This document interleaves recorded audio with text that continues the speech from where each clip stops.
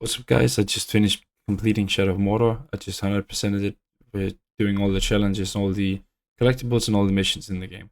I just wanted to make a quick run through at the beginning just to show you the missions I've done and what I thought about them. So, first of all, we have the main missions. The main missions are, of course, great.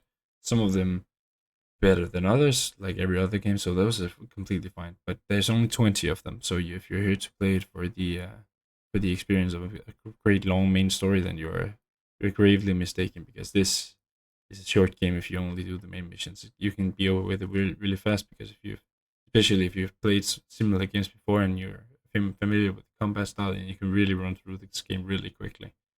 Then we have the outcast missions, which is probably the worst thing I think they introduced into this game because you don't unlock the outcast missions just by playing the game. You need to go to a specific. It's not like a marker on the map. You need to go find this place where the outcasts are held, and that might be a marker on the map sometimes, but other times you just have to run around randomly, and then you will find some, and then you release those, and then that unlocks a mission for you. And when you unlock that mission, it's just saving more people, and it's pretty much all the time going to this encampment. Release 3 people, really, and then you're done, and then the next one. I think I went until like 18 outcast missions before I actually saw a change in them, and the change that was made was I just had to release 5 outcast instead of 3, so it just made the pain of completing these missions even longer. So yeah, definitely didn't enjoy those. Then we have the legends of the different weapons, and those missions are really fun because it's like you go into this mission, and then it's like you have to kill 3 people with brutalize, which is like a stealth finisher which terrifies people, or it might be run into this encampment without being detected and then assassinate the war chief, or hit him with a bow, or kill this many people with bow explosions, or use this skill.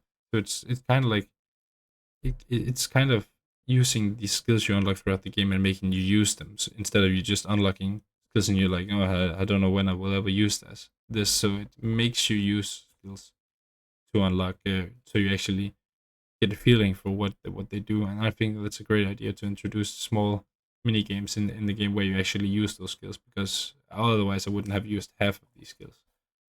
Then we have the challenges. The hunting challenges are pretty basic. Some of them are like kill 3 rats, which I think was pretty boring. But other times like kill a caragor, die a caragor, or a cave troll or stuff like that. The survival challenges is basically just a collectible because it's just different flowers around the map you have to pick up. Those flowers heal you, yes, but you still have to pick up certain kinds of flowers to complete this mission. So that wasn't like very fun either. And then of course the collectibles, 74 collectibles, 20 main missions. I feel like that's a bit much. So it took me a long time to get all of these, and they're not really fun to collect either. All you get is money, which is used for upgrade your character, which is fine, I guess. But it's just a long repetitive method because some of these collectibles you have to pick up, and then they open up a pop up menu where it's like, hey, do you want to expect this item? And I never want to expect the item, but it still keeps popping up, and then I have to close down the menu, mark the next collectible, go there, and then rinse and repeat, and it gets boring really fast.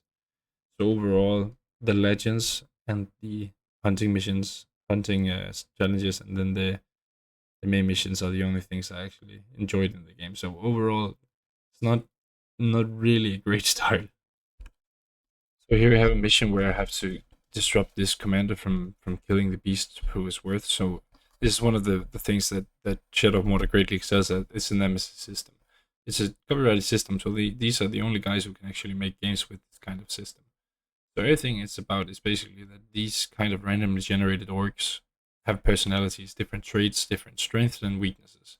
And they will always be randomly generated, have different voice lines. You will rarely hear the same voice line unless it's the same person again. You will rarely hear the same thing again. So it's really great at that. And this guy I'm fighting right here, the big one with the health bar, is one of the commanders. So I'm I'm fighting him to gain either intel on some of the other war chiefs and stuff like that. I will get into that later on. But right now it's a really good system. But the problem is that after you've completed the main story, there's not a lot of things to actually do with this system later on, because there's not a lot of in-game content. Yeah, I can keep killing them, but I don't really get anything from it. I can just keep on finding new people, dominate them, building my own army or stuff like that, or just killing everybody. But I can't really use that army if I build one for anything. So overall it's really lacking in that department regarding the later options in the game.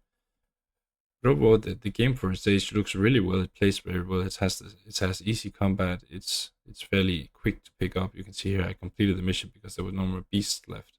So then I get some power, and the power is used to unlock different skills. But now I already have all the power. I had that before I even completed the game, so I can't really use it for anything. And then I just have to keep on fighting this guy until he dies, and then I can gain intel on people, or I can end up, you know, I can end up like just killing him, and then somebody else will come replace him. So it's not like you ever run out of people, because then time advances, and then they fight each other, or they fight different people, and then some of them die, some of them gain strength, someone gets promoted, and it's a really great system. And later on in the upcoming game, the next game, the Shadow of War game, they really expanded upon the Nemesis system and made it a lot better. Made it a lot better choices for the end game content and just generally how it works.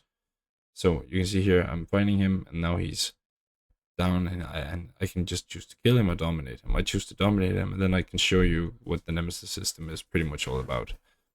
You can see here that once I dominate him, I can gain intel, and then I can see these are all the war chiefs, the 5 ones. Those are the war chiefs. They have bodyguards, as you can see by the drawn lines between them, and then I can use this intel to know what's like a different organization. Some of them are blacked out because they don't know them. Now I know his name, and if I scroll to the next slide, you can see I can see the vulnerable weaknesses and the strengths of him. So if I go into battle with him, I can choose my approach carefully, regarding to what is actually needed to defeat this enemy. So that's a great addition to the system, but it's pretty good during the main story. But other than that, it's useless afterwards. So yeah, this game was really good for its time. I think it's still worth it if you haven't played it yet, but I wouldn't really do too much. I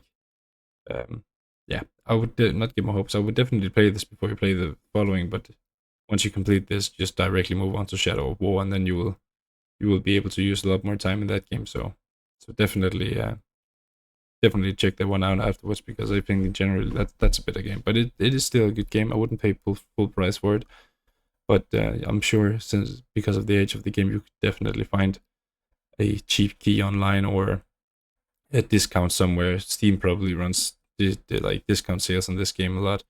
So yeah, I would definitely recommend playing this if you choose to play Shadow of War, and if you just generally like the idea of the Nemesis system, why not give it a try? But yeah, I think the follow-up game Shadow of War is a lot better. But that's just my quick thoughts after completing all of the game's content.